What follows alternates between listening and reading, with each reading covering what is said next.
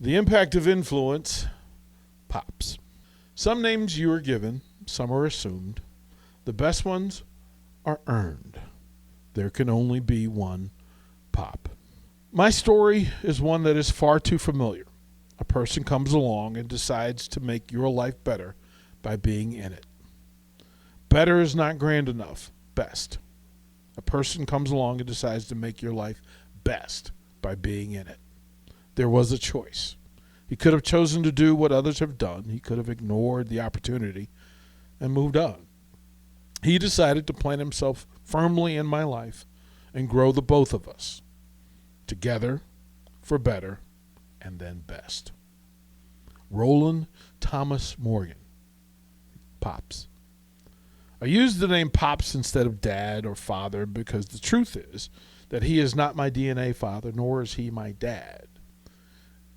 He is that to others, and they are blessed for it. As a matter of fact, he shared his kids with me, and they remain as love in my life to this day. Pops was the man who one day in my life chose to add to my life purposefully and pridefully. He chose. I was 11 or so, and as an abandoned son, I was resistant to giving people credit when it had not been earned. This grown man was sitting at my dining room table, eating a grown man's breakfast on a Saturday morning, had not earned it in my mind. Not being willing to give the respect, I asked one of my favorite questions. Who are you? What is your name? He told me that I should introduce myself before asking such a thing. That led to a conversation of two bull-headed males, one 11 years old and another, this grown man. What happened at that dining room table was a ramming of heads over ideas and concepts. It ended in a place of mutual respect and a promise that we wanted the same thing. We wanted my mother happy. And to do so, we promised to be respectful of each other. We became a club of mutual respect of two, and because of this, we could reach an agreement on most things going forward. My response was, okay, Pops. Some 40 years later, that 11-year-old was searching for information on who my biological father was. It had been emotionally exhausting to track, chase, stalk, pursue, and investigate who this person was. I decided to journal the process, and in doing so, certain parts of my history were brought to mind through memories and flashbacks. These memories were in my heart as well as my mind. I battled with the idea since I was blessed with a pop. Maybe it was disrespectful to pursue my father.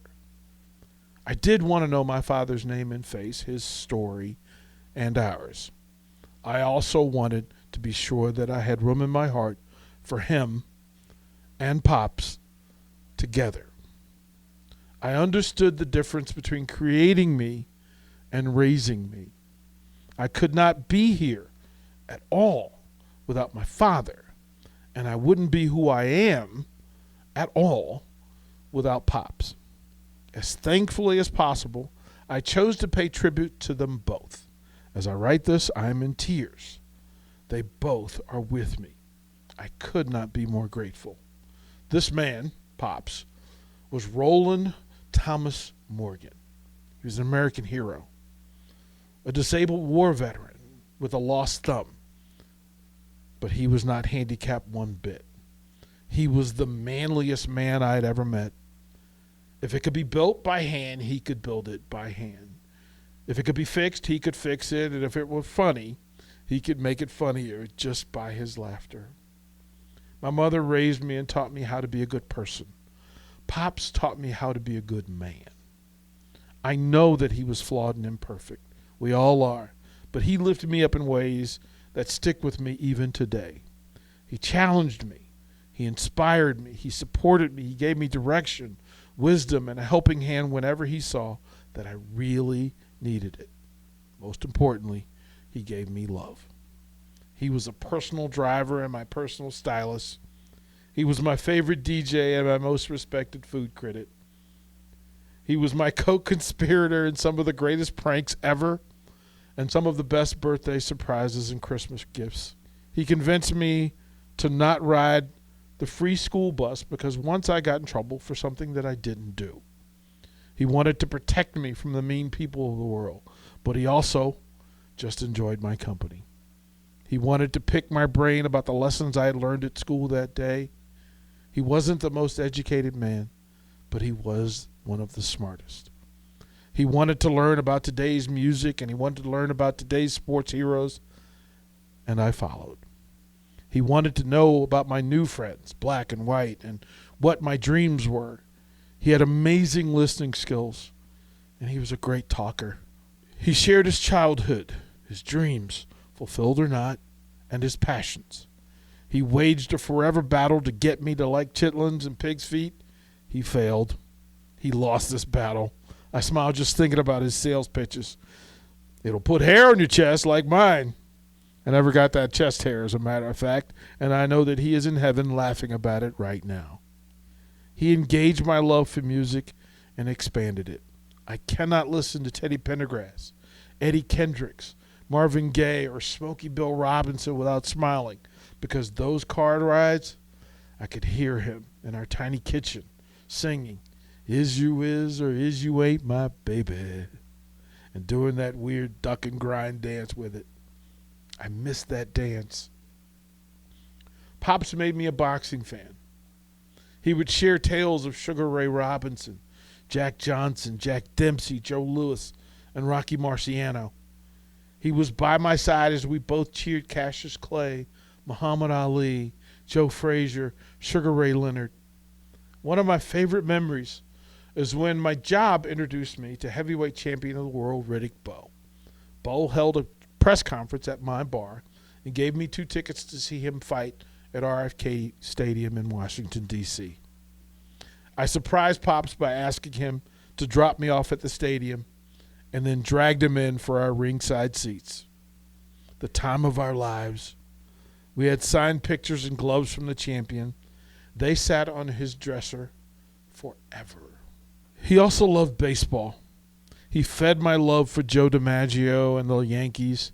He was mad that I didn't get to see young Mickey Mantle, but would scream about Jackie Robinson, Willie Mays, and Hank Aaron. Pops would drive us to Baltimore to see the Orioles play at Memorial Stadium. The rides to and from were some of the best baseball conversations ever. We followed the Orioles from Memorial to Camden Yards, and I loved every minute of it. He became my favorite fan. He would sneak to my high school games and would try not to let me know that he was watching. He would slip the next week on the rides to school by telling me to take more shots or stop running out of bounds or to try hitting the right field instead of pulling the dang ball. This giant of a man would hide behind trees or try hiding in the crowds at my games.